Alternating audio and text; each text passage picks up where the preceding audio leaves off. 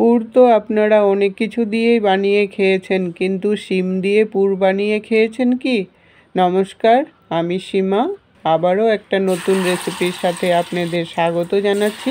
শিম দিয়ে যে এত সুন্দর একটা পুরের রেসিপি হয়, আপনারা না খেলে না বানালে বিশ্বাসই করতে পারবেন না। আমি প্রথম যখন একদিন বানিয়ে খেলাম, খুবই ভালো লাগলো, তাই রেসিপিটি আপনাদের কাছে শেয়ার করলাম। রেসিপিটি যদি ভালো লাগে লাইক দিয়ে সবার সাথে শেয়ার করে দিবেন। আসুন চলে যাই আমার রেসিপি দেখে নেই। আমি এখানে কয়েকটা শিম নিয়েছি, আর এই শিমগুলো দিয়েই কিন্তু পুরটা খুব ভালো হয়। যেই শিমগুলো একটু মোটা থাকে আর একটু চওড়া থাকবে, ওরকম শিম দিয়েই কিন্তু রেসিপিটা খুব ভালো হয়। এখন শিমগুলোকে আমি বোটার দিকের অংশটা কেটে আঁশটাকে ফেলে নেব। আর শিমগুলো আমি ধুয়েও নিয়েছি। এইভাবে করে সবগুলো বোটার দিকের অংশ কেটে আঁশটাকে বের করে নিব। সবগুলো শিমের বোটার দিকের অংশটা কেটে আঁশ বের করে নিয়েছি।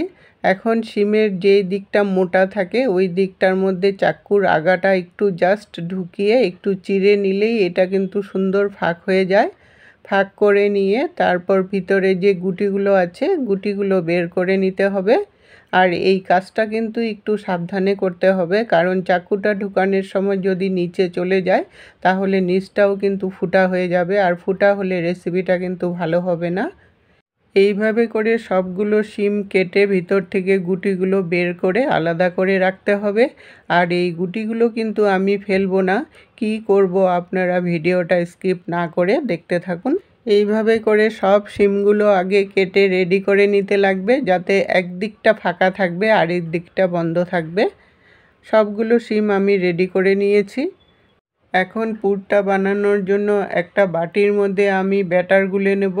তার জন্য আমি 3 চামচ বেসন নিয়ে নিলাম, আর 1 চামচ চালের গুঁড়ো দিয়ে দিলাম। বেসনের সাথে চালের গুঁড়োটা মিক্স করলে ব্যাটার বানালে সুন্দর একটা মুচমুচে ভাব হবে। স্বাদ অনুসারে নুন দিয়ে দিলাম। 1/4 টিস্পুন বেকিং সোডা দিয়ে দিলাম। এই সোডাটা দেওয়ার জন্য সুন্দর একটা মুচমুচেও ভাব হবে। আর 1/2 টিস্পুন হলদি পাউডার দিয়ে দিলাম। এখন শুকনো উপকরণগুলো প্রথমে একটু মিশিয়ে নিতে লাগবে, তাহলে মিশ্রণটা খুব ভালো হবে। মিশিয়ে নিয়ে তারপর অল্প অল্প করে জল দেব আর ব্যাটারটা গুলতে থাকবো। একসাথে বেশি করে জল দিবেন না, তাহলে ব্যাটারের ঘনত্বটা বোঝা যাবে না। অল্প অল্প করে জল দিয়ে এইভাবে ব্যাটার গুলালে ব্যাটারটা কিন্তু খুব মসৃণও হবে, আর তখন রেসিপিটা খুব ভালো হবে। ব্যাটারটা বেশ সুন্দর করে গুলানো হয়ে গেছে। ব্যাটারের ঘনত্বটা এরকম হতে লাগবে, তাহলে রেসিপিটা কিন্তু খুব ভালো হবে। ব্যাটারটাকে এখন আমি 10 মিনিটের জন্য রেস্টে রেখে দেব, তাহলে এটা পুরোপুরি সেট হয়ে যাবে আর রেসিপিটা বানাতেও সুবিধা হবে। এখন আমি একটা বাটির মধ্যে জল বসিয়েছি। স্বাদ অনুসারে একটু নুন দিয়ে দিলাম। নুন দিয়ে তারপর আমি শিমগুলোকে দিয়ে দিলাম।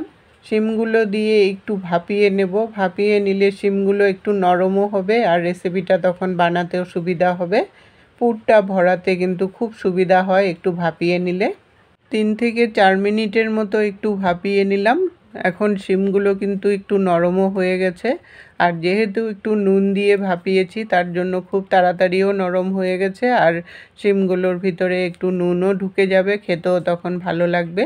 এখন শিমগুলোকে আমি জল থেকে নামিয়ে একটা জাজরির মধ্যে উঠিয়ে রেখে দেব, ঠান্ডাও হয়ে যাবে আর জলটাও ঝরে যাবে ভালো করে। শিমগুলো একটু ঠান্ডা হতে হতে এখন শিমটার জন্য একটা পুর রেডি করে নেব। তার জন্য কড়াই বসিয়ে 2 চামচ সরষের তেল দিয়ে দিলাম। যেহেতু পুর বানাবো তাই সরষের তেল দিয়েই বানালে ভালো লাগবে খেতে। তেলটাকে ভালো করে গরম করে নিয়ে 1/2 টিস্পুন কালো জিরা দিয়ে দিলাম। কালো জিরাটাও একটু ভাজা করে নিলাম। ভাজা করে নিয়ে তারপর যেই গুটিগুলো বের করে রেখেছিলাম শিমের, ওই গুটিগুলোকে একটু কুটনির মধ্যে থেতো করে নিয়েছি। নিয়ে ওই গুটিগুলোকে দিয়ে দিলাম। এই গুটিগুলোকে প্রথমে একটু ভাজা করে নিতে লাগবে, যাতে কাঁচা গন্ধটা চলে যায়। শিমের গুটিগুলো এমনিতেও একটু নরমই থাকে, আর আমার শিমগুলো একদমই কচি ছিল, তাই গুটিগুলো একদমই নরম ছিল। তাই কুটনির মধ্যে দেওয়ার সাথে সাথেই এটা মিশে গেছে। আপনাদের যদি শিমগুলো একটু বুড়ো থাকে তাহলে মিক্সিতে পেস্ট করে নেবেন গুটিগুলো, তাহলে সুন্দরভাবে পেস্ট হয়ে যাবে। গুটিগুলো ভাজা করে নিয়ে তারপর এটার মধ্যে 2 চামচ শস্য বাটা দিয়ে দিলাম। সাদা আর কালো শস্য, দুটো লঙ্কা দিয়ে আমি মিক্সিতে পেস্ট করে নিয়েছিলাম, এই শস্য বাটাটা দিয়ে দিলাম। শস্য বাটাটা দিয়ে ভালো করে তেলের সাথে মিশিয়ে নিয়ে হাফ টিস্পুন হলদি পাউডার দিয়ে দিলাম আর স্বাদ অনুসারে নুন দিয়ে দিলাম আর একটু ব্যালেন্স হওয়ার জন্য একটু মিষ্টি দিয়ে দিলাম। এখন এই মশলাটাকে আমি 3-4 মিনিটের মতো কষিয়ে নেব, ভাজা করে নেব। ভাজা করে নিলে একটু খেতেও ভালো লাগবে আর সুন্দর একটা ফ্লেভারও উঠবে। শস্যটাকে 2 মিনিটের মতো ভাজা করে নিয়ে তারপর এখানে 3টা লঙ্কা কুচি দিয়ে দিলাম। ঝালটা অবশ্য আপনাদের টেস্ট অনুসারে দিবেন। লঙ্কা কুচিটা দিয়েও আরও 2 থেকে 3 মিনিটের মতো ভাজা করে নিতে হবে, যতক্ষণ না শস্যর একটা সুন্দর ভাজা গন্ধ চলে আসে আর কাঁচা গন্ধটা চলে যায়।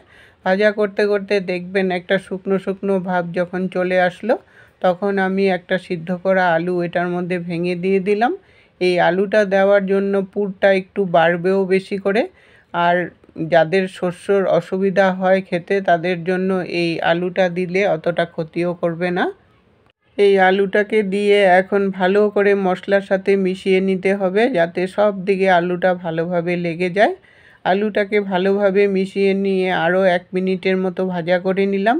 আলুটার সাথে যাতে ভাজা হয়ে যায় এইভাবে করে একটু সময় ভাজা করে নিলে রেসিপিটা খেতে কিন্তু খুব ভালো হয়। ভাজা করে নিয়ে তারপর আমার পুরটা পুরো রেডি হয়ে গেল। এখন আমি নামিয়ে একটু ঠান্ডা করে নেব। পুরটা ঠান্ডা হয়ে গেছে আর শিমগুলোর থেকেও জলগুলোও ঝরে গেছে।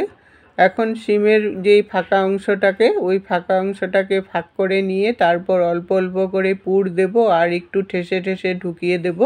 ছোট ছোট রেসিপির নোটিফিকেশন পেতে হলে আমার চ্যানেলটাকে সাবস্ক্রাইব করে পাশে থাকা বেল আইকনটাকে ক্লিক করে অল অপশনে ক্লিক করে রাখবেন, তাহলে সবার আগে নোটিফিকেশন পৌঁছে যাবে আপনাদের কাছে।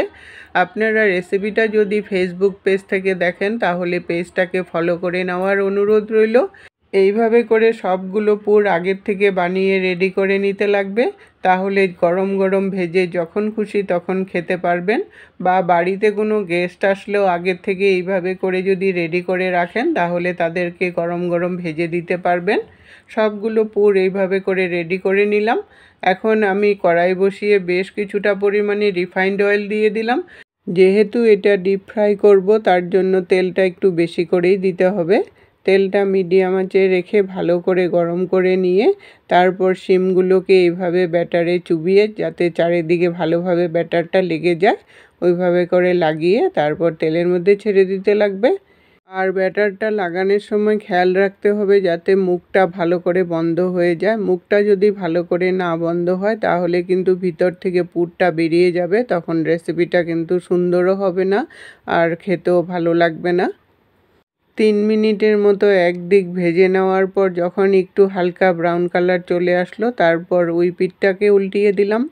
এইভাবে উল্টিয়ে পাল্টিয়ে 4-5 মিনিট ভেজে নিতে লাগবে, যতক্ষণ না একটা হালকা ব্রাউন কালার চলে আসে আর একটা মুচমুচে ভাব চলে আসে ততক্ষণ পর্যন্ত ভেজে নিতে লাগবে। ভাজাটা আমার হয়ে গেছে, একটা লাল কালার চলে আসছে, এখন নামিয়ে নিলাম। এইভাবে করে বাকি পুরগুলো ভেজে নিতে লাগবে। সব পুরগুলো এইভাবে লাল লাল করে ভেজে নামিয়ে নিলাম। এটা গরম ভাতের সাথে কিন্তু একদম জমে যাবে। আর রেসিপিটা যদি ভালো লাগে সবার সাথে একটু শেয়ার করে দিবেন। আজকের টিপস, বেসন অনেক দিন ভালো রাখতে হলে একটু কড়াইতে ভেজে রেখে দিবেন, তাহলে আর বেসন পোকা ধরবে না।